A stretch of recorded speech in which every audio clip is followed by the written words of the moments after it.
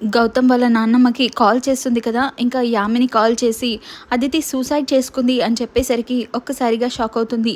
ఏంటి నువ్వనేది అని చెప్పేసి గట్టిగా అరవడంతో పూజ దగ్గర ఉన్న అందరూ ఒక్కసారిగా షాక్ అయ్యి ఏంటి ఏమైంది అని చెప్పేసి అలాగే చూస్తూ ఉండిపోతారు. అదితి సూసైడ్ చేసుకుందంట అని చెప్పగానే ఒక్కసారిగా ఇంట్లో వాళ్ళందరూ షాకింగ్ అలాగే చూస్తూ ఉండిపోతారు. ఇంకా అలా అహల్య అయితే కంగారు పడిపోతూ ఉంటుంది. అయ్యో అదితి ఎందుకు ఇంత పని చేశావు అని చెప్పేసి తను బాధపడిపోయి ఇంకా తను కళ్ళు తిరుగుతూ ఉంటాయి. ఇంతలో ఇంకా తను అలాగే ఉండిపోతుంది.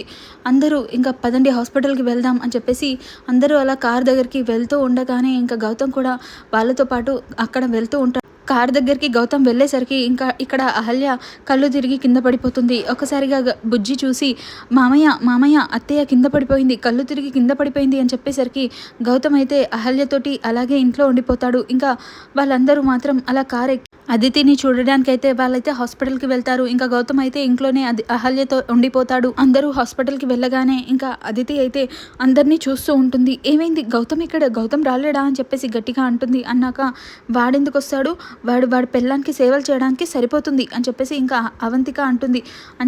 అయినా వాళ్ళ పెళ్ళానికి ఏం తిన్న తరక్క కళ్ళు తిరిగి పడిపోయినట్టుంది. ఇంకా తనని చూసి వాడు దాని దగ్గరనే ఉండిపోయాడు, రాలేడు అని చెప్పేసరికి ఇంకా అదితికైతే ఇంకా ఆ బ్లడ్ మొత్తం లాస్ అవుతుంది కదా!